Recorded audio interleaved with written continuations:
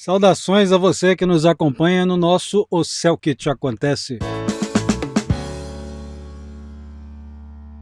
Esse vídeo é um oferecimento da Escola Carlos Holanda Astrologia, que tem o nome deste aqui que vos fala. E aqui nós vamos falar sobre um aspecto tenso que ocorre entre Mercúrio e Saturno, uma oposição difícil a beça, que vai de 30 de julho a 3 de agosto. Sempre recordando que há uma margem de tolerância, pode ser que esse efeito que os aspectos ali representam comecem a ocorrer por volta do dia 29, terminem por volta do dia 4, então sempre tem essa alteração assim para mais ou para menos. E outra coisa, de antemão já vou avisando que quem tem alguma coisa por volta do 5º grau de algum signo, sobretudo entre Virgem, onde se encontra o trânsito de Mercúrio, e em Peixes, onde se encontra o trânsito de Saturno, então a coisa fica um tanto mais intensa, porque é justamente ali que o aspecto ocorre de maneira mais exata. Mercúrio,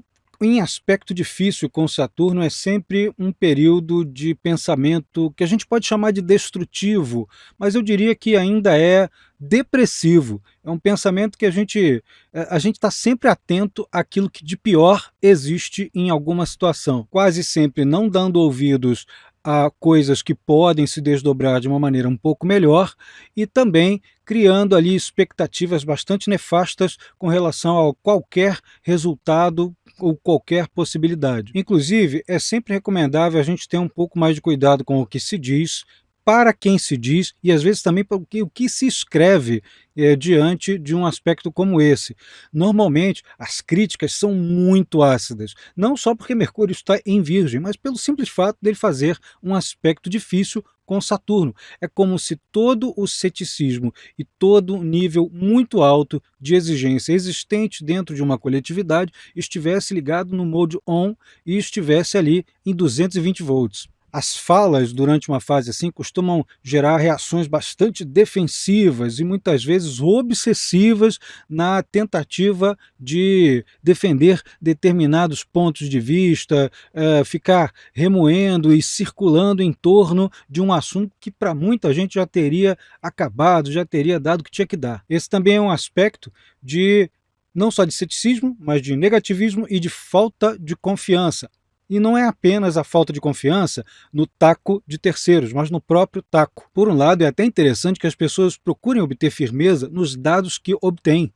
Por outro lado, as pessoas têm a sensação nítida durante esse período de que não tem firmeza em coisíssima nenhuma. E a gente está sempre com aquela sensação de promete, promete, mas não cumpre. Isso aí não tem consistência.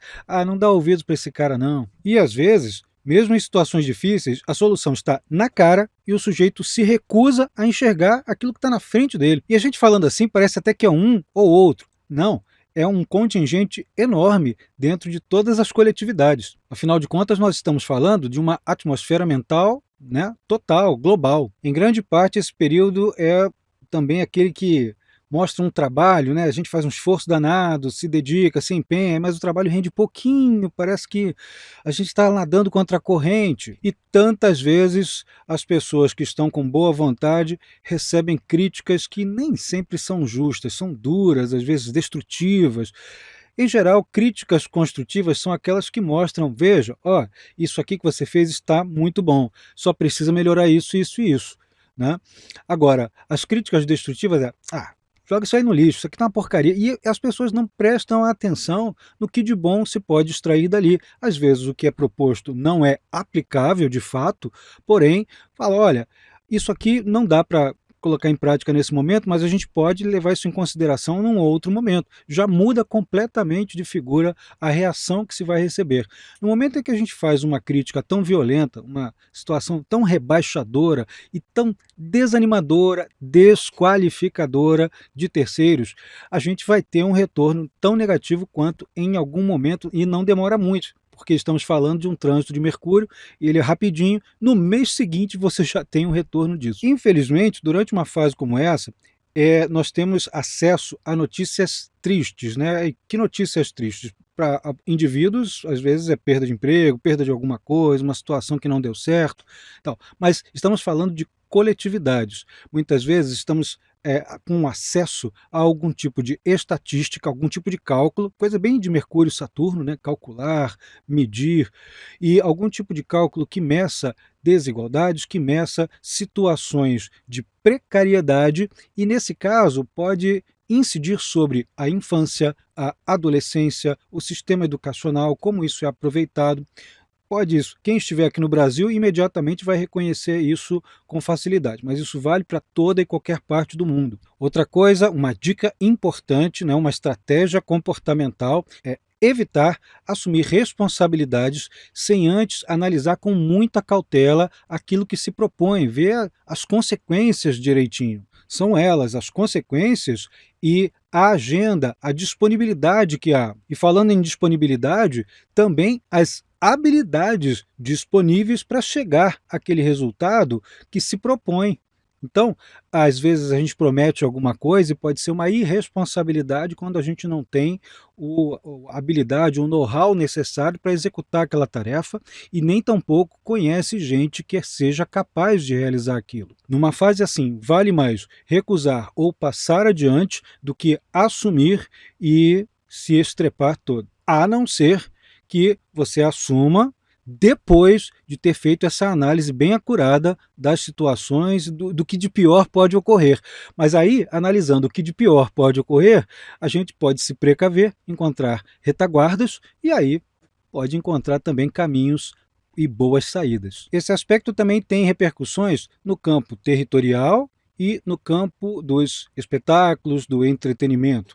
Na parte que tange ao territorial, muitas assinaturas de documento, muitas discussões em torno de posses imobiliárias ou territoriais de grandes extensões de terra e até de questões até étnicas, né, que estão sempre em discussão, especialmente na América Latina. Isso pode ganhar uma relevância muito grande durante esse período, mas como é um aspecto muito difícil e como estamos falando de Saturno, o tempo para que isso transcorra direitinho vai ser prolongado, pode haver um recuo nas negociações. E no campo dos espetáculos, todas as pessoas, todas as instituições, empresas que estejam ligadas à formação e à produção de algo ligado às artes, algo ligado ao entretenimento. Muitas vezes contratos vão precisar ser redigidos pela segunda vez, vão precisar talvez de uma revisão. Olha, se você é autor de livros, editor, comunicador, professor, procura negociar um pouco melhor a agenda de contratos, a agenda de apresentações de trabalhos, a agenda de provas e coisas parecidas.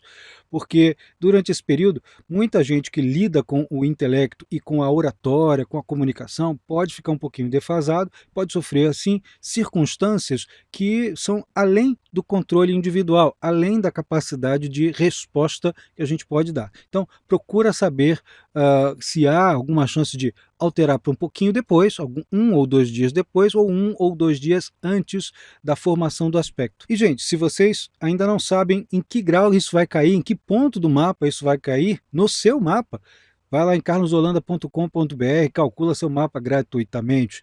Vai que você olha aquilo, descobre que tem muitas correspondências com sua vida e fala, puxa, eu quero tanto aprender astrologia.